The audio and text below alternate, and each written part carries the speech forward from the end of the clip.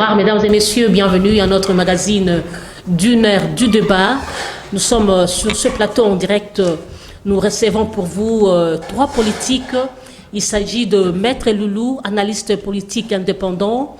Nous avons Maître Bob Lokwa, il est cadre de l'UDPS. Nous avons Madame Kilembe, elle est secrétaire générale de l'UDPS Le Peuple. Il y a eu conclave hier, une rencontre qu'avait réuni les chefs d'État voisins africains dans le cadre de trouver la paix ici chez nous en RDC, précisément à l'est du pays. Quel espoir pour la RDC cette fois-ci, quel espoir pour nos compatriotes de l'Est. Encore une fois, bonsoir. Je commence avec le cadre de l'UDPS, Monsieur Bob Lokwa, bienvenue dans cette émission.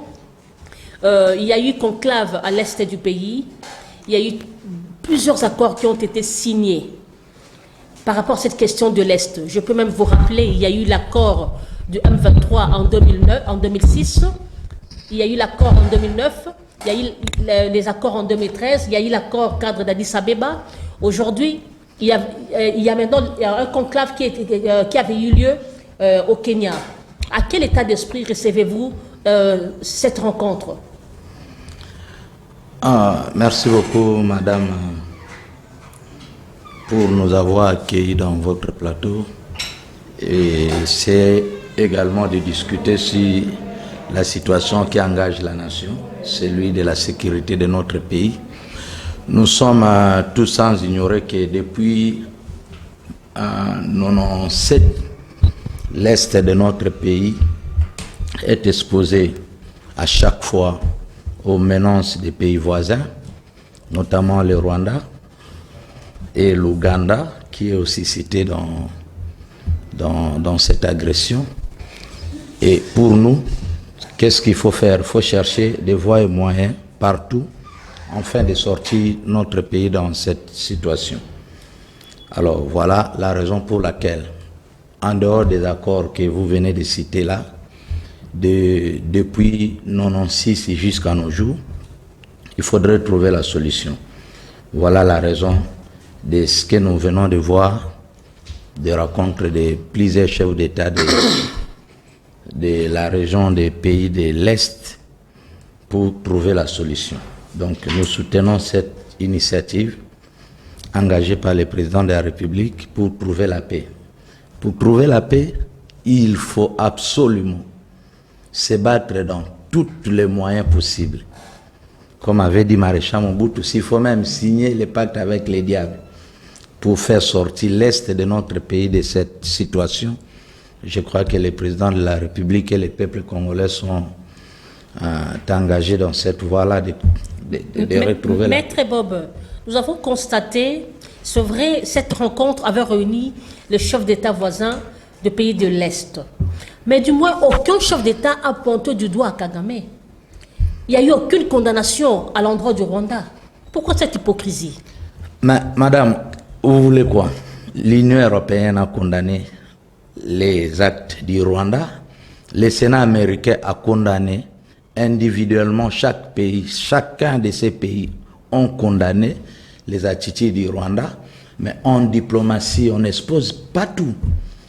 Il y a des choses qui se disent d'une manière cachée et ce qui ne se disent pas officiellement, c'est ce qui vient de se passer.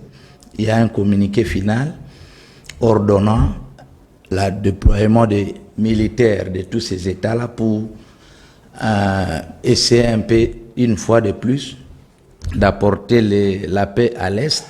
Mais le Rwanda, comme membre, ne sera pas sur le terrain. C'est un message. Diplomatiquement, c'est un message. C'est bien clair qu'on lui a indexé d'une autre manière que celui l'agresseur. Parce qu'il ne sera pas parmi les pays qui vont opérer sur le territoire congolais par rapport au déploiement des militaires. Je crois que pour nous, le message est clair que c'est bien le Rwanda l'agresseur du Congo. Mais autrefois, voilà l'UDPS au pouvoir, juste au pouvoir, dernièrement, vous aviez dit que le Rwanda ne nous a jamais agressés. L'UDPS avait rebuffé. Mais madame, c'était fait avocat du Rwanda, c'est une chose qui avait étonné le monde. Mais madame, depuis longtemps, l'IDPS, même à l'époque du vieux Tshisekedi le père, nous avons été les premiers à dénoncer l'agression du Rwanda. Nous avons été les premiers à dire au président, le fait président, à son âme, Mouzé, que vous avez amené les étrangers. Comment faire pour que ces gens-là rentrent chez eux? Merci. Donc ce n'est pas aujourd'hui que vous allez dire l'IDPS n'a jamais dénoncé l'agression de la RDC par le Rwanda. Merci beaucoup. Maître Loulou, vous avez la parole. Maître Loulou, pouvons-nous dire que cette fois-ci, la paix est retrouvée à l'est du pays? Nous avons dit que la paix, c'est tout un processus. On peut commencer à se battre aujourd'hui et commencer la guerre brusquement, mais on ne peut pas, n'est-ce pas, créer ces climats de paix brusquement. Donc c'est un processus qu'il faudrait voir dans la mesure du possible comment aborder dans tous les sens. Et nous avons abordé ce processus dans ce sens diplomatique, comme nous avons dit, et nous avons invité cet esprit de va-t-en-guerre pour dire qu'il faut carrément aller en guerre. Parce qu'il est démontré que ce n'est pas parce que vous êtes grand, vous pouvez peut-être tenir la guerre, non. Et vous voyez comment est-ce que l'Ukraine est en train, avec la résilience, s'opposer face à la grande puissance qui est la Russie. Donc la guerre, il faut avoir cet état d'esprit. Et aussi la paix, nous avons besoin de la paix, et la paix, on doit toujours la faire avec les voisins. Nous sommes obligés, on ne peut pas déplacer les Rwandais non plus.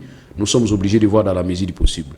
Pour répondre à votre question, je vous dis tout simplement que dans ce que nous appelons la relation internationale, nous avons ce qui est bien exposé, ce sont les intérêts. Et à part les intérêts, nous avons aussi les rapports de force. Et à part les rapports de force, il faut aussi tenir compte de l'opinion internationale. C'est cette opinion internationale qui influe la communauté internationale. Donc, la communauté internationale, on voit les grandes puissances dans un carré, et ce sont les décideurs. Aujourd'hui, je vais vous faire comprendre la crise palestinienne. Nous avons un État palestinien qui est piétiné par l'Israël. En principe, c'est à l'œil nu qu'on peut comprendre que c'est l'Israël qui est le fautif. Mais aujourd'hui, en ce qui concerne les relations internationales, on protège l'Israël. Les grandes puissances qui soutiennent l'Israël vont même nous dire que l'Israël a droit à la défense. Donc ça peut vous prouver que même si l'Israël attaquait la Palestine, même si Israël violait même les règles du droit international, les grandes puissances vont vous dire que l'Israël a droit à cette défense. Mais la comparaison n'est pas raison, maître Loulou. Si, nous sommes dans une logique des règles. Nous sommes dans une logique des règles où il y a des règles préétablies. On piétine que les plates-bandes. Donc nous ne pouvons pas créer la roue aujourd'hui. Il y a les principes, il y a les concepts qui existent. Et nous parlons de ce que nous appelons la souveraineté, l'intégrité. Ce sont des valeurs défendues par l'ONU. C'est même l'histoire qui a fait que l'ONU, la Société des Nations, puisse être créée pour imposer la paix et aussi respecter l'intégrité territoriale. Alors si la nôtre est violée, je crois peut-être que ce n'est pas à nous de crier pour faire comprendre aux gens, venez, nous sommes agressés. C'est le dispositif mis en place qui va se déclencher pour démontrer que la RDC est victime. Mais madame, depuis un certain moment, la RDC reste toujours la fille qui plaire. C'est-à-dire la nation qui est considérée comme c'est elle qui plaire, comme on le dit ça, qui exagère. Mais aujourd'hui, les gens commencent maintenant à comprendre. C'est comme mon confrère vient de dire qu'il y a certaines positions qui viennent de bouger. Mais par rapport à ça, nous avons opté une position, pas de victimisation. Quelle position qui vient de bouger parce que les gens continuent à mourir? Continuer à mourir, je viens de dire, la paix va se recréer, madame, il faut un processus. Ce n'est pas du tic au tac. Aujourd'hui, il faut prendre l'histoire, prenons par exemple après Kadhafi, il y a des gens qui meurent jusqu'à aujourd'hui. Vous comprenez? Donc nous disons tout simplement que cette position que nous avons prise, c'était une position pour démontrer à l'opinion nationale, je parle de opinion internationale, que la RDC n'est pas seulement là comme victime, mais nous subissons l'indifférence de la communauté internationale, bien que cette communauté internationale est tellement hypocrite, comme vous venez de dire, ben c'est comme ça. Maintenant, il faut travailler l'opinion. C'est ça que nous appelons l'opiniocratie, c'est-à-dire c'est un système politique qui veut que les opinions nationales ou soit internationales puissent influer sur les décideurs. Maintenant, les Français vont comprendre ce qui se passe à l'est de la République du Congo, et vous allez, les Belges, les Suédois, tous, ils vont comprendre ce qui se passe. C'est ainsi que vous allez comprendre que nous avons même des porte-paroles, ou soit des porte-étendards, comme Dr Mukwege. Quand il parle, quand il fait des conférences, il explique comment est-ce que les femmes sont violées. Et aujourd'hui, les viols sont considérés au niveau de l'Est comme étant une arme.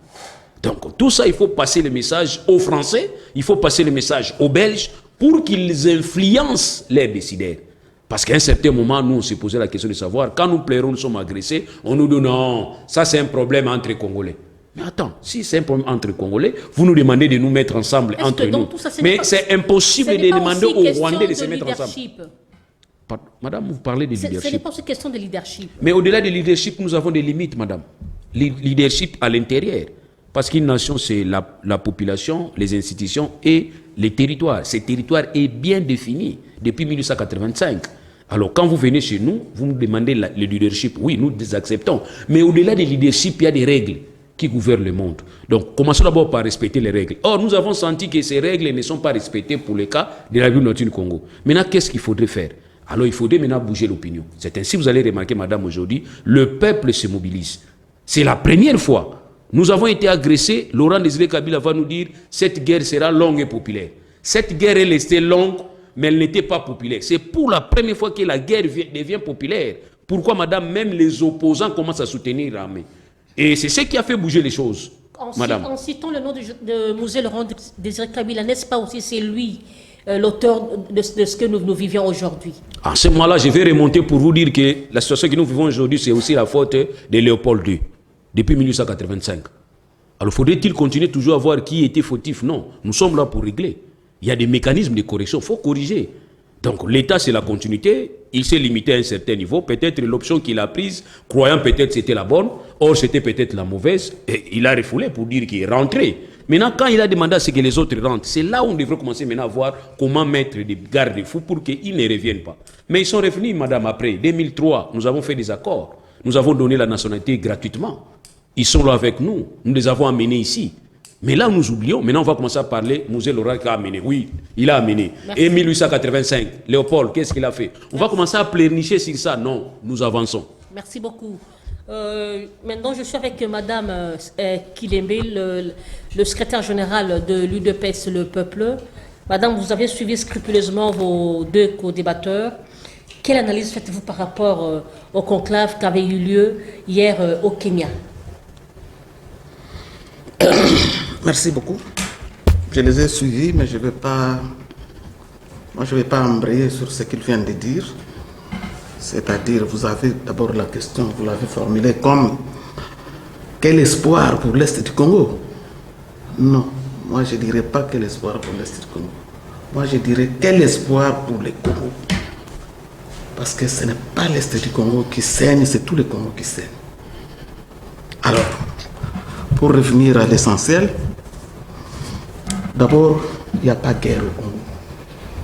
Il n'y a pas de guerre? Il n'y a pas de guerre. Alors il y a quoi? Parce que s'il y avait guerre, elle serait déjà vidée. MONUSCO est ici depuis combien de temps? Et il est là pourquoi? Il y a arnaque au Congo. Ce qui se passe là-bas à l'Est, c'est de l'arnaque, c'est l'escroquerie de nos voisins, de la communauté internationale par l'intermédiaire de nos voisins. Il n'y a pas de guerre. Il n'y a pas de guerre. On nous tourne en bourrique. Parce que comme vous l'avez dit, il n'y a pas un leadership fort. C'est comme ça que nous sommes tournés en bourrique. Alors, madame, nous sommes un pays immensement riche. Tout le monde l'écrit à tue-tête. Qui est convoité par tout le monde. Quand vous avez un pays comme ça qui attire la convoitise, quand vous avez un pays qui a un trésor, la première des choses, c'est quoi? Mettre des garde-fous solides pour bien garder ces trésors. Est-ce que nous en avons, ces garde-fous-là, au Congo? C'est-à-dire l'armée, parce que c'est eux le gardien du temple. L'armée. Est-ce que nous avons une armée solide pour parler de la guerre? Quand Kagame entre là-bas à l'Est, il vient en promenade. Il sait qu'ici, il n'y a rien. Il sait qu'il n'y a rien. C'est ça notre malheur, c'est ça notre malheur. Nous sommes sidéens, parce que quand le sida entre dans le corps, le sida ne tue pas. Hein? Le sida tue la défense dans le corps. Les organismes, les micro-organismes que Dieu a mis dans le corps pour nous protéger contre les infections. S'affaiblissent. Le sida vient, il tue tout. Et les autres maladies entrent facilement. La tuberculose entre, les cancers entrent, les hépatites entrent, et l'homme meurt. On ne meurt pas de sida. Madame Kilembe. Alors, c'est ce que nous sommes en train de vivre chez nous. Madame Kilembe. C'est-à-dire, on a désorganisé à dessein notre armée, et nous sommes devenus faibles, et voilà, maintenant c'est tout le monde qui entre partout. Madame Kilembe, oui. Vous, tout en étant dans l'opposition, je rappelle que vous étiez ensemble avec l'UDPS Tshisekedi. Oui. Suite à certaines circonstances, vous êtes parti créer votre UDPS Moubaki, UDPS le peuple. Mais est-ce que vous vous souvenez que c'est vous de l'opposition qui nous aviez dit que la guerre à l'Est s'appelait Joseph Kabila? Aujourd'hui, il y a un autre régime. Est-ce que, quelque part aussi, nous avons une opposition faible qui ne se lève pas pour revendiquer ce droit? Madame, l'opposition aujourd'hui peut bien se lever. Vous nous embrouillez par des discours. Non. D'ailleurs, nous, on ne fait même pas de discours. On n'est pas dans des discours. Nous, on est dans les faits. Nous avons dit ensemble avec l'UDPS, quand nous étions ensemble, nous avons dit notre malheur, c'est Kabila. Ça reste valable jusqu'à aujourd'hui. Parce que si Félix ne comprend pas, Kabila a piégé. Les Rwandais, là, quand ils faisaient des rotations au Congo, ils venaient faire quoi? Déposer des mercenaires et des armes pour déstabiliser le Congo. Est-ce que vous aviez décrié? Kabila a piégé les pays et il donne à Félix un cadeau empoisonné. Aujourd'hui, Félix doit... C'est quoi le cadeau? Mais il lui a donné un pouvoir où il n'y a rien. Depuis que Félix est là, ça fait bientôt 4 ans. Félix a nommé combien de PDG des entreprises? Félix a nommé combien de généraux dans l'armée? Il travaille avec ce que Kabila a laissé. C'est ça les cadeaux empoisonnés. Comment tu es le président d'une république? Tu sors des élections. Tu continues avec les mêmes personnes que nous avons combattues chez ton prédécesseur. Nous avons combattu avec Félix, Kabila et toute la Kabylie. Mais il continue avec eux. Pourquoi? Pourquoi il continue avec eux? Vous voulez qu'il soit celui qui prend la discrimination? C'est un rassembleur. Maman, non. C'est dans le sens de rassembler, de fédérer les énergies ensemble. Tu viens au pouvoir, tu as tes ministres, tu prends tes gens. Tu sais que si je pars avec Minouche, je mets Minouche aux affaires étrangères, j'aurai des résultats en diplomatie. Si je mets Maître Bob à la santé de mon peuple sera garantie. Si je mets Maître Jacques aux affaires françaises, mes terres seront garanties. Mais toi, ces gens-là que tu as combattu hier, tu as combattu. Parce que quand on combat un système, il n'y a pas que les dirigeants, il n'y a pas que Kabila. Cela veut dire Kabila et toute la Kabylie, c'était la foutaise. Nous l'avons combattu. Mais comment toi tu viens, tu prends les mêmes, tu continues avec eux. Mais tu n'as rien fait. Tu n'as rien fait, maman. Donc, c'est ça notre problème. Notre trésor est exposé à la merci de toute la terre. Il n'y a pas guerre, maman. Il y a arnaque, il y a escroquerie. On nous escroque. Et là, je ne vais pas mâcher mes mots. La communauté internationale, l'Amérique, tous ceux qui envient nos richesses sont là-dedans. Et Kagame fait le boulot, leur capital. Donc, selon vous, il n'y a pas d'ouf de soulagement? Ouf de soulagement pour le moment, il n'y a pas. Pour le moment, on doit avoir une imagination fertile pour sortir de ces gouffres-là, dans lesquels Kabila a mis les pays. Moi, je continue à dire, Kabila a bien préparé le terrain. Félix arrive. Il ne s'en sort pas. Et j'entends quand les kabilistes disent, il doit venir chercher conseil, demander conseil à Joseph qui connaît bien le terrain. Ils savent de quoi il parle. Et Félix dans tout ça devait fédérer, moi je n'ai pas dit qu'il discrimine, devait fédérer des vrais Congolais qui combattent pour que la nation se retrouve. Il devait le faire, mais il ne le fait pas. Moi, c'est là mon problème avec Félix. Il ne le fait pas, même si je ne suis plus avec lui, moi je le considère encore comme...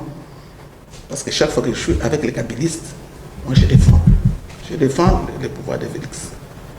Mais quand je suis avec lui, je ne le défends pas. Parce que je lui dis ce qui ne va pas. Et j'ai l'impression qu'il n'écoute pas ce que les Congolais vrais lui disent. il est dans les pattes de Kabila. Est-ce qu'il a peur? Madame Est-ce qu'il a Filembe, quoi? je vous prends au mot. Vous entendre parler, vous déplorez la manière dont le régime actuel qui a critiqué la Kabylie a cohabité encore avec ce régime. Mais lorsque Moubaké était allé rencontrer, j'aimerais un peu revenir en arrière, rencontrer Kabila comme personnalité politique, et si c'est vrai qu'il était nommé, n'est-ce pas qu'il allait travailler avec Joseph Kabila le monstre? Maman, c'était dans notre cadre. Et si c'était à recommencer, il recommencerait. Ah bon? Parce que quand il est allé rencontrer Kabila, c'était pour arranger les histoires après les... Comment on a appelé ça? C'était l'accord de la Saint-Sylvestre. Oui, le dialogue de Saint-Sylvestre. Ils ont signé, tout le monde a paraffé, tout le monde a reconnu Kabila. Il va rester, on nous a donné une transition de 12 mois. Kabila va rester comme président, mais les types de l'opposition, Papa Étienne, comment on a cet organe-là qui dirige aujourd'hui, le type de Sensa va désigner le premier ministre que Kabila va nommer. Et le premier ministre que Tshisekedi a désigné, c'était Moubaké. Et je l'ai déjà dit 2 fois, je crois, sur le plateau ici, ce sont les prêtres qui ont encouragé Moubaké à aller rencontrer. Merci. On lui a dit, si tu ne pars pas, tu vas donner des prétextes à Kabila. Parce que c'est toi qui as été désigné pour être nommé Premier ministre. Kabila vous appelle, vous consulte. Si tu ne pars pas, Kabila, il va dire quoi? Il va dire, cette personne, je l'ai appelé, il n'est pas venu. Qu'est-ce que je vais faire? Alors pour lui enlever les prétextes, va le rencontrer. Monseigneur Outembi, je crois, et Ambongo sont témoins. J'ai déjà dit ça, personne ne m'a jamais contré. Merci beaucoup. Donc il n'est pas allé rencontrer Kabila pour rigoler ou pour faire les pâtés. Maître Loulou, vous avez suivi l'intervention des uns et des autres. Au cas où cet accord tournait en vinaigre, et au cas où on vivait encore une autre escroquerie, qu'allons-nous faire cette fois-là? C'est une escroquerie. Bon, ce qui est important, il faut risquer. On dit que ce qui ne risque rien n'a rien. Il faut tenter. C'est ça aussi la gestion, parce qu'on ne peut pas rester là en train de pleurer, comme je viens de dire tout à l'heure. On doit être là en train de chercher ce qu'il faut faire pour trouver des solutions. Nous sommes là pour trouver. Il faut toujours prévoir des mécanismes. Il y a toujours des mécanismes de correction, je venais de le dire tout à l'heure. Et il y a aussi, là où il y a des gens, il y a des hommes, il y a toujours des problèmes, sauf peut-être les animaux. Même les animaux, ces derniers temps, commencent déjà à s'adapter et à s'adopter spirituellement. Donc nous sommes obligés peut-être de voir dans la mesure du possible. J'encourage maman, elle a totalement raison, mais je voulais rappeler tout simplement que l'opposition doit, à un certain niveau, se fédérer pour que Kabila puisse partir, parce que Kabila devrait déjà partir. Oui, maman l'a bien dit, maman secrétaire l'a bien dit, maman secrétaire générale l'a bien dit. Kabila était déjà partant, mais Kabila a été récupéré en dernière minute, et voilà, Kabila est revenu. Mais pour moi, je trouve que Kabila n'est pas fort, comme on prétend. Kabila était dans un système là d'escroquerie, il a joué aussi sa partition. Mais aujourd'hui, comme il a été affaibli, il devrait aller peut-être ailleurs pour trouver une façon pour lui des ressources, quoi, de se ressourcer, voir dans la mesure du possible comment reprendre le poil de la bête. Mais aujourd'hui, on va commencer maintenant à réfléchir. Vous savez ce qui est vrai, les dirigeants comprennent, nous sommes dans un système. Et dans ce système, si le président n'a pas la majorité, il a des difficultés. Nous, en notre temps, nous avons dit à M. Félix Tshisekedi, vous avez gagné et le peuple vous accompagne. Vous avez la popularité, vous avez même la confiance du peuple. Mais le président de la République n'avait pas l'impérium, ça n'avait pas le pouvoir. Le pouvoir, c'est-à-dire le pouvoir, c'est retrouvé au niveau de l'Assemblée. Parce que nous sommes dans ce système-là présidentiel. Les gens doivent comprendre. Et nous avons dit, pourquoi ne pas peut-être commencer, même avec la cohabitation, parce que c'est toujours le système que nous avons copié aux autres, à 58-59 en France, il y a eu cohabitation, vous comprenez, à un certain moment, ensemble avec eux, qu'ils forment leur gouvernement. Mais il s'est fait que les gens voulaient travailler, parce qu'il faudrait travailler dans le ministère, il faudrait se partager les postes, ils sont allés signer leur accord de cash FCC. Ils ont signé. Nous avons dénoncé pour dire qu'en tout cas, on ne peut pas signer un accord contre nature. C'est comme si vous encouragez une poule s'accoupler avec un canard pour avoir les œufs. Vous n'en aurez pas. Nous avons dit, vous allez peut-être rencontrer des difficultés. Ils ont rencontré des difficultés, et bien finalement, ils ont compris, ils nous ont rejoints. Maintenant, qu'est-ce que moi je m'attends? En fait, je m'attends à quoi maintenant? Je m'attends à ce que l'opposition, telle que maman venait de dire, s'organiser, peut-être récupérer leurs frères, qui était opposant hier, qui est devenu aujourd'hui pouvoir, peut-être voir dans la mesure du possible comment l'accompagner autrement. Mais le vrai problème, c'est quoi? C'est le camp de celui qui dirige aujourd'hui. C'est comme s'il mettait un mur. Et c'est ce mur-là qui ne permet pas plutôt qu'il puisse s'organiser. Mais en tout cas, j'insiste pour dire que Kabila n'est pas fort comme nous croyons. Kabila est déjà affaibli. Maintenant, il reste que nous, les Congolais, nous puissions nous organiser pour tourner la page Kabila. Et si une fois nous allons tourner la page Kabila, nous allons réfléchir autrement. Hier, la majorité était derrière parlementaire, je parle de la majorité parlementaire, derrière Kabila.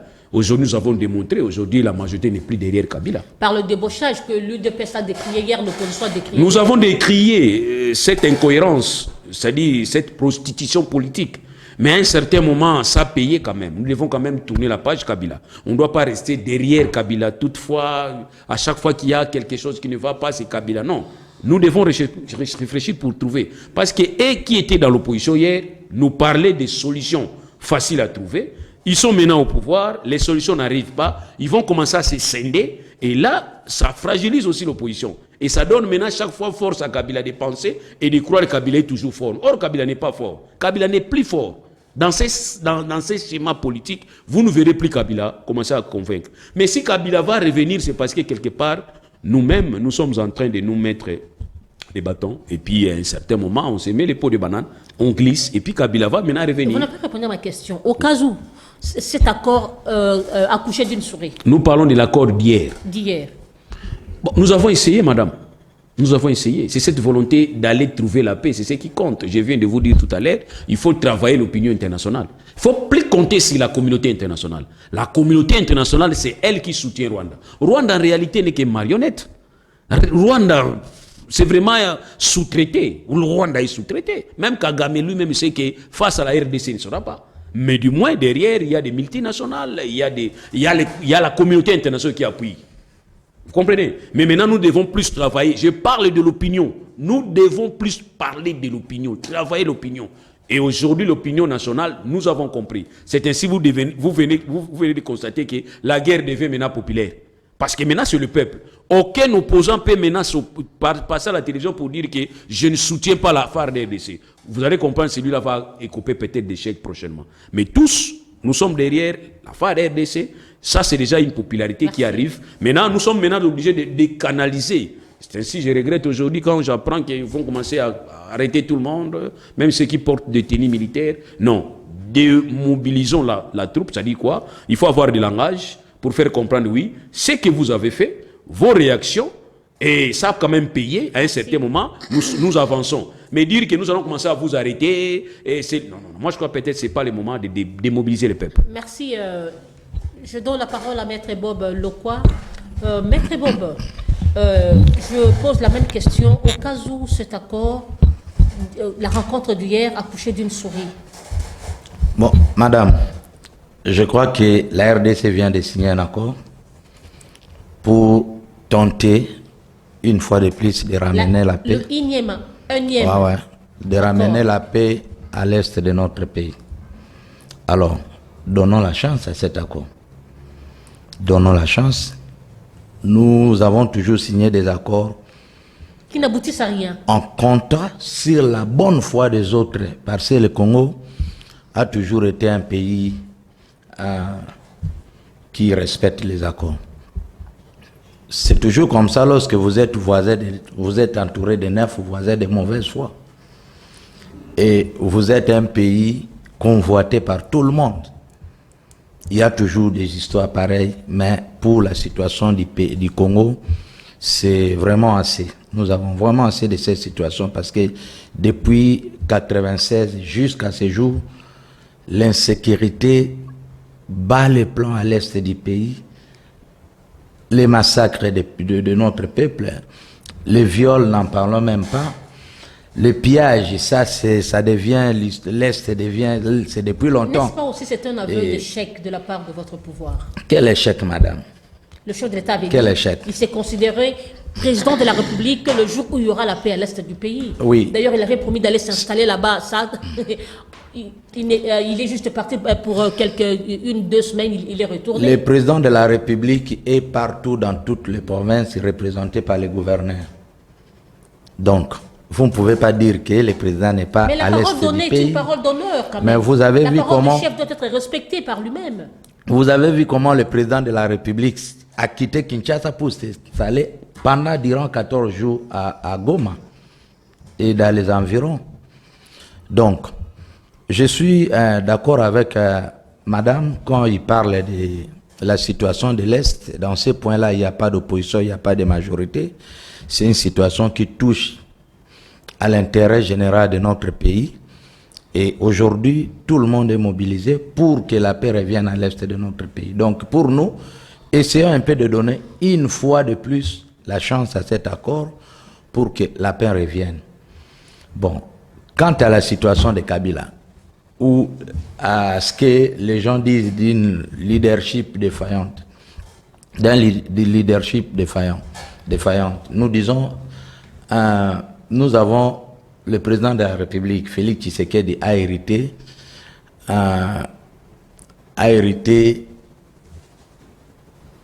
une situation dont l'armée est mixée à 3 fois. Apparemment, l'UDPS se justifie trop. Hein? Comment? Vous justifiez trop de justificatifs. On arrive au non, pouvoir. Non, ce n'est pas des justifications. Pour améliorer la situation Madame, de ce n'est pas... trop de justificatifs. Ce n'est pas des justifications, ce sont des faits. Vous avez dit que la guerre à l'Est, c'était Kabila. Oui, effectivement. Mais Kabila ne plus. Mais Kabila ne plus, mais les effets de ce qu'ils ont fait continuent à se manifester. Continuent à se manifester. Ils ont nommé des militaires en désordre, ils ont donné des grades en désordre, ils n'ont pas identifié qui est qui, ou tout simplement ils ont fait ça exprès pour que nous subissons ce que nous subissons aujourd'hui. Alors, donc, nous sommes en train de gérer la situation et le président de la République est en train de se battre pour que la paix revienne à l'est de notre pays. Donc, donnons la chance. Ce n'est pas facile.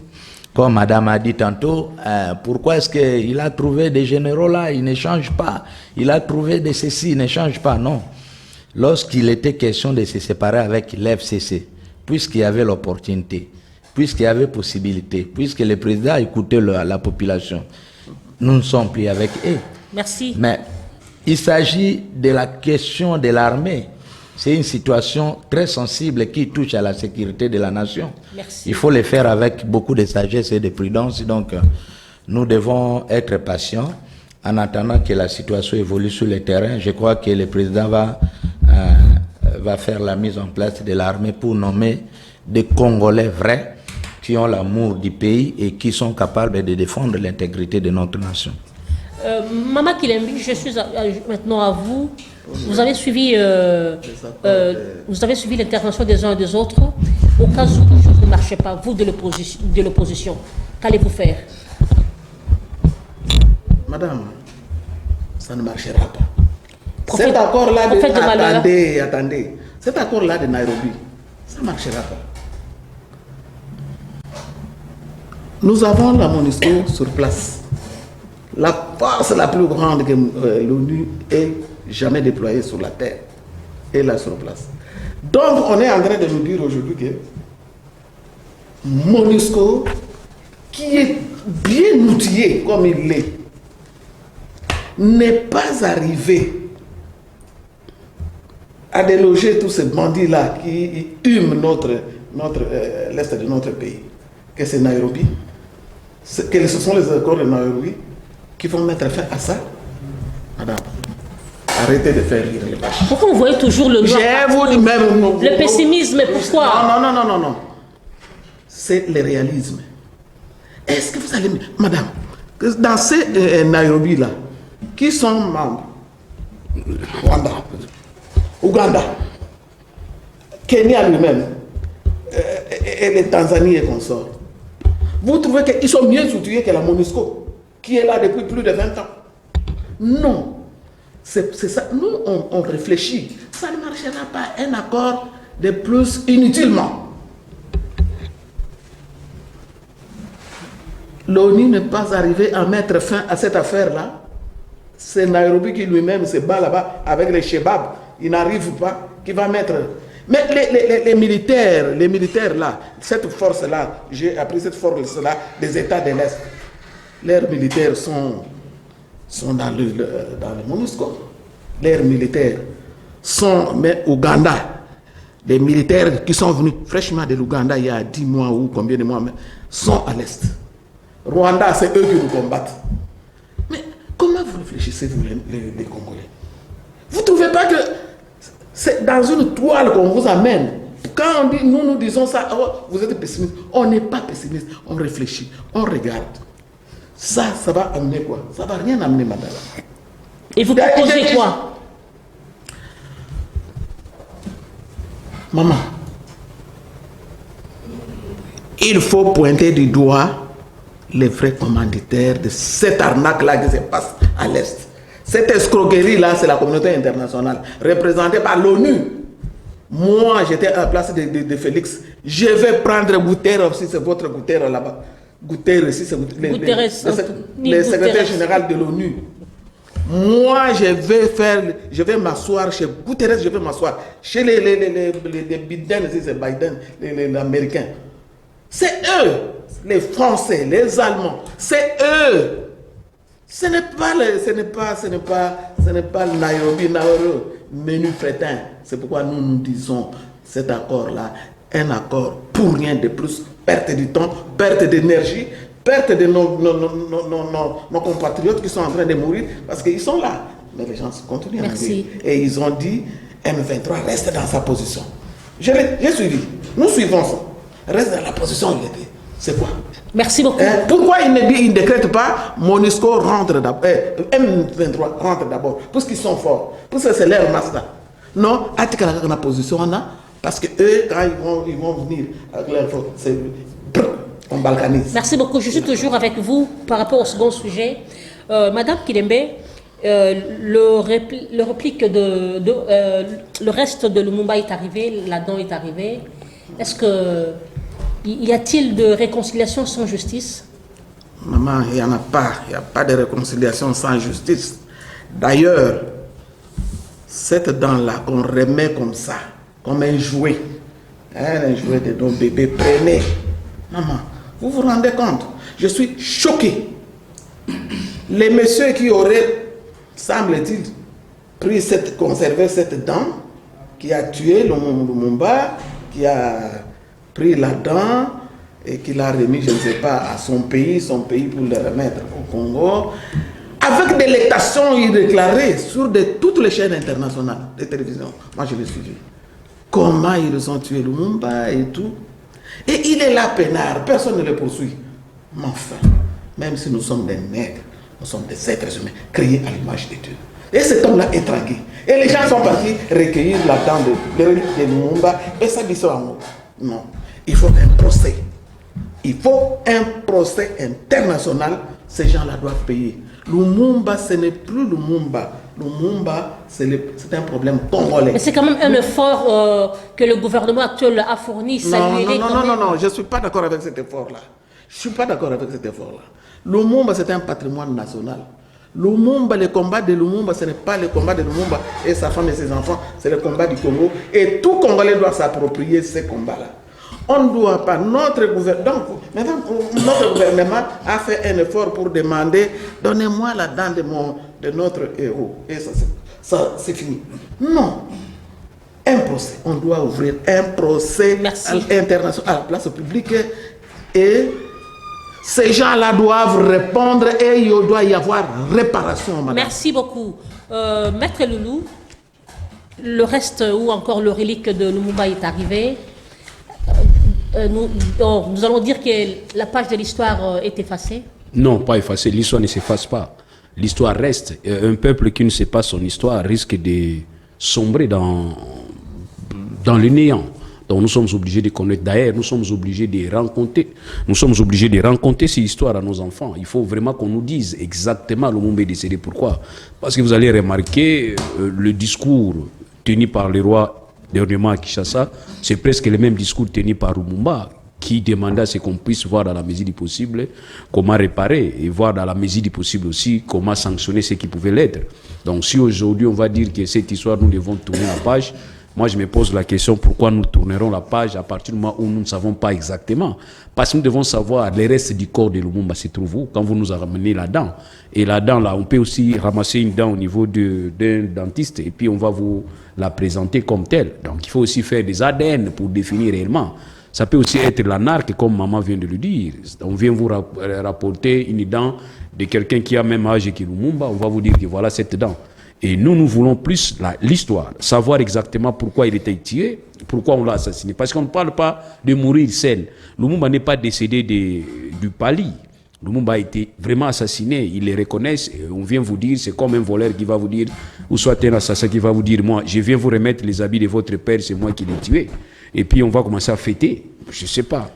Donc voilà pourquoi nous disons que oui, nous devons établir l'histoire, nous dire exactement il est décédé pourquoi, et aussi reconnaître, et aussi nous dire la vraie histoire.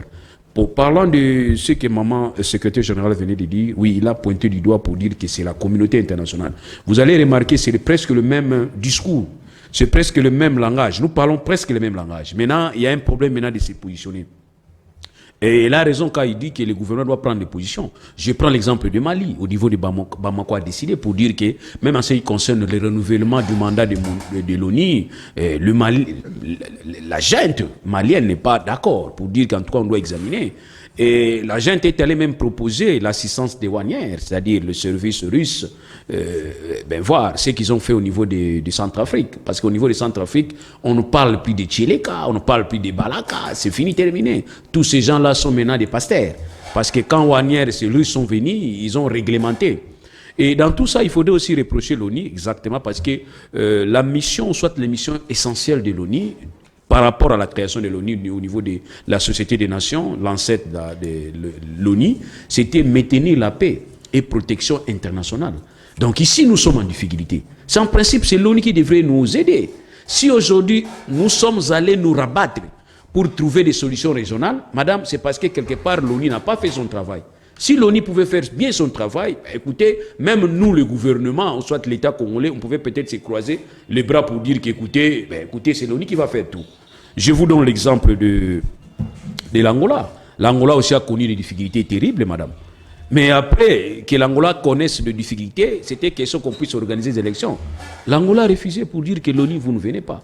Donc je commence à comprendre que là où il y a l'ONU, là où il y a les opérations, forces et opérations Barkhane, si c'est Barkhane, il y a toujours des échecs, madame. Est-ce que l'ONU a-t-elle mission de participer à la guerre dans un Non, pays? quand on dit maintenir la paix, qui veut la paix, on dit qu'il faut préparer la guerre. On ne va pas commencer à maintenir la paix seulement par des paroles. Oui, il y a des démarches diplomatiques à faire, il y a des pressions. Est-ce parce que nous avons pointé du doigt Rwanda? Est-ce que l'ONU a-t-elle compris que c'est le moment de faire même les enquêtes? Nous avons le mécanisme de contrôle qui a été mis en place. Est-ce que l'ONU a déjà demandé qu'on puisse donner même le rapport pouvant permettre à ce que nous puissions savoir exactement le rôle du Rwanda? Comment madame pouvait comprendre M23, c'est un mouvement terroriste mieux équipé, qui ont même des infrarouges, jumelles infrarouges, qui utilisent des armes neuves. Voilà, maintenant il faut poser la question, comment est-ce qu'ils sont ravitaillés? C'est ainsi nous disons qu'il y a une main derrière. Cette main ne pouvait être que connue de l'ONU. Parce que l'ONU est là, en train de rien faire. Et d'ailleurs, j'ai toujours dit que la MONUSCO en République du Congo, c'est des bons comptables. Ils sont là en train de compter les cadavres. Voyez-vous? Donc, on doit se décider à un certain moment. Nous ne voulons pas commencer déjà à le dire. Nous risquons d'être accusés comme Lumumba a été accusé. Parce que vers 61, Lumumba a compris qu'il était en difficulté. Il allait même faire l'appel aux Russes. Et c'est ainsi qu'il a été jugé comme un soviétique, en fait, comme un communiste. C'est même la raison pour laquelle Lumumba a été tué, madame. Parce que Lumumba voulait faire intervenir la Russie à la crise congolaise. Et aujourd'hui, c'est presque la même histoire qui se répète. Maintenant, les Africains commencent à tourner les regards vers la Russie. Alors, si c'est ça la solution, madame, moi je suis d'accord. Hein. Nous avons besoin des résultats. Merci. 20 ans, 25 ans, vous êtes là avec nous, vous ne faites que compter les morts. Et aujourd'hui, je voudrais vous faire comprendre, ce n'est pas la RDC seulement qui est agressée, c'est la communauté internationale. Parce que cette force, c'est la force de l'ONU, ce n'est pas notre force. Donc quand madame, il y a échec, vous parlez de l'échec, il ne faut pas seulement parler de l'échec de la force armée congolaise ou de l'État congolais, non. Plutôt, nous devons commencer à parler maintenant de l'échec de la communauté internationale. Merci. Ouais. Maître Bob Lokwa, le relique de Lumumba a été restitué Si je me souviens, lors de l'arrivée du roi belge, le chef de l'État avait dit on ne peut plus considérer ce qui était passé. Donc nous devons effacer. Par contre, le roi belge avait dit on ne fasse pas la page de l'histoire. Donc disons-nous, nous devons pardonner ou encore en principe il doit y avoir réparation. Oui, madame, avant de répondre à la question liée à notre deuxième sujet, je dois dire un mot par rapport à ce que nous venons de dire dans notre premier sujet en rapport avec l'agression de notre pays. L'accord a été signé. J'ai jeté un coup d'œil sur cet accord, mais c'est le point 5 qui m'a beaucoup intéressé. Là où dans l'accord, on a signé des zones, on a cité des zones de désarmement que cette force doit opérer pour désarmer. Ils ont surnommé zone sans armes. Et parmi cette zone, Bunagana est concerné, Beni, Butembo, et il y a eu plusieurs lieux qu'on a cités dans cet accord.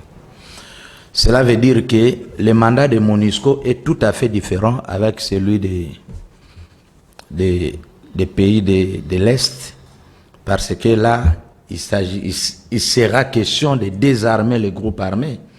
Donc, ils vont se battre sur le terrain pour qu'ils ne puissent pas avoir de circulation des armes, hormis celui des forces régulières. Donc, ça, c'était un point important que j'ai trouvé dans cet accord que notre pays a signé. Donc, voyons voir, parce que le mandat de MONUSCO était tout simplement de protéger les civils. Donc, battez-vous, ce n'est pas notre problème.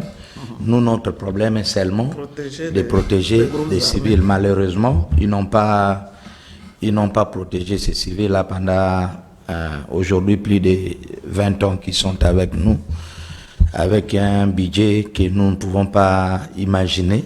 Donc voilà. Bon, concernant la situation le reste de notre héros national, Patrice Emery Lumumba, j'ai suivi aussi ce que sa fille a déclaré, son discours.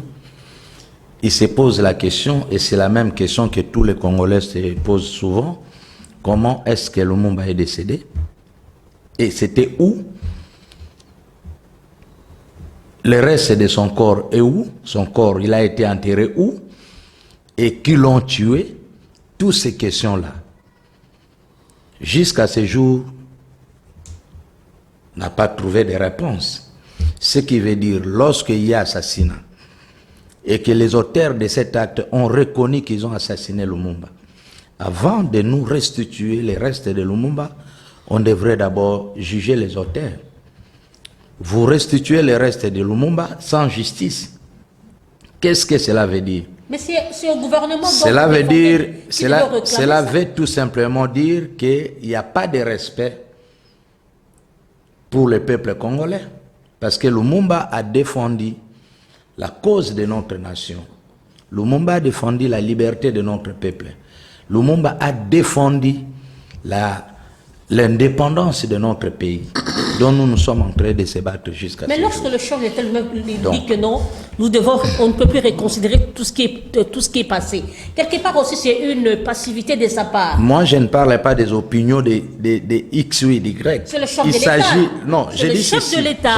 Non, j'ai dit ceci. J'ai dit ceci. Lumumba, c'est un patrimoine national.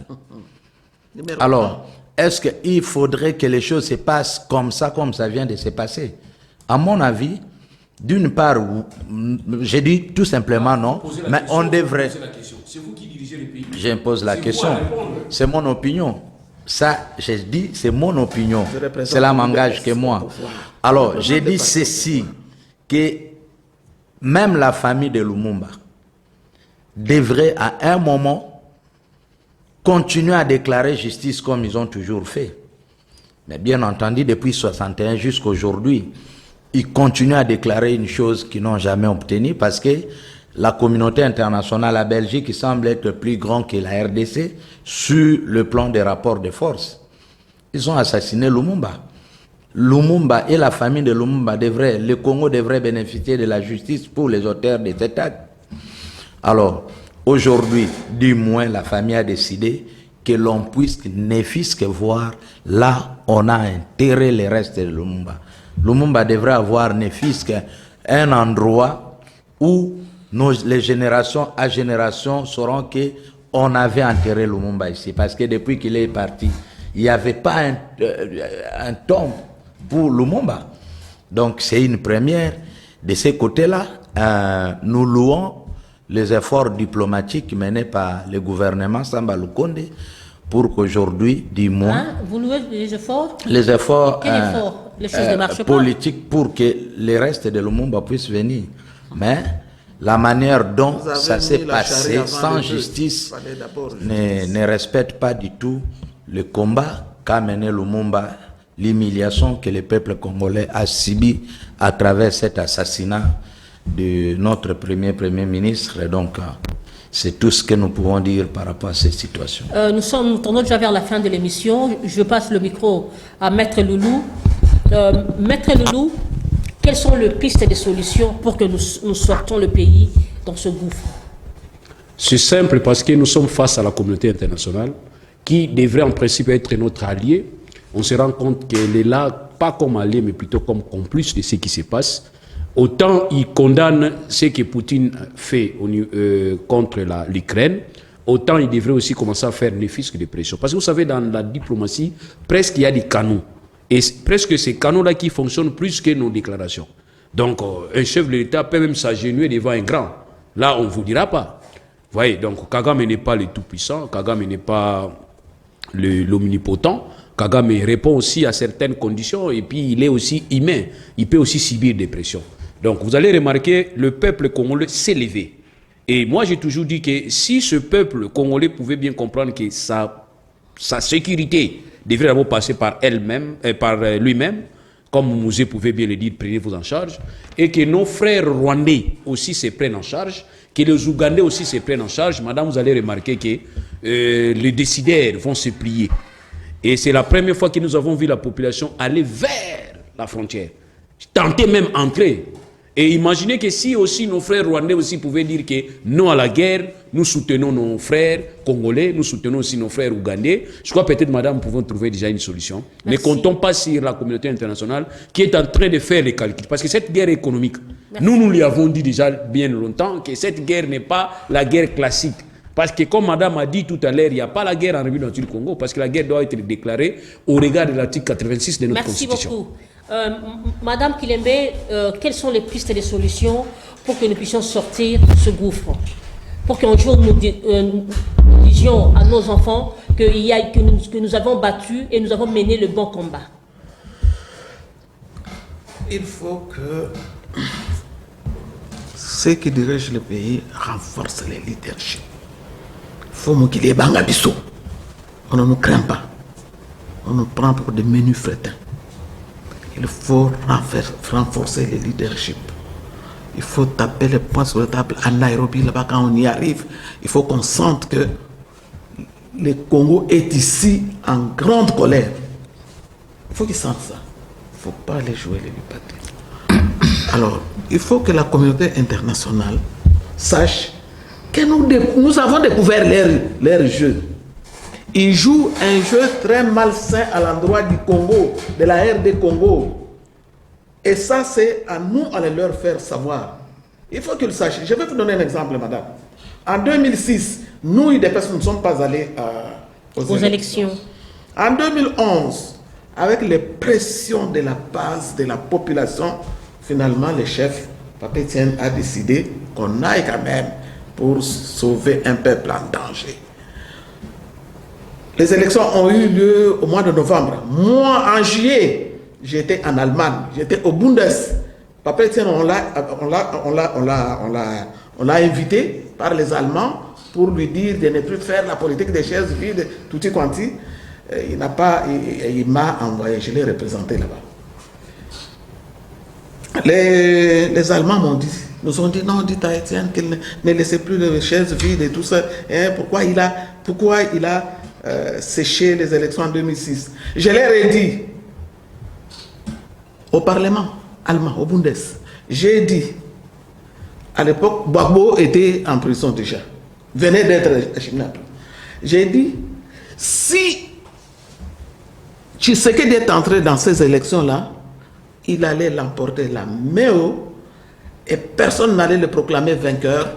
Les Congolais allaient marcher, les gens allaient mourir. Vous alliez venir arrêter Tshisekedi pour le faire subir le sort de Gbagbo. Il allait se retrouver dans ces pays. Merci. Parce que l'effort qui est allé, soi-disant, sur ces élections, est venu de chez vous, des postes d'armes ici. Merci. Pour empêcher Tshisekedi de faire soulever les gens. Veuillez chuter, car vous devez avoir le mot de la fin. Veuillez chuter. Le problème, c'est que quand ces gens-là savent que vous êtes au courant de leur plan,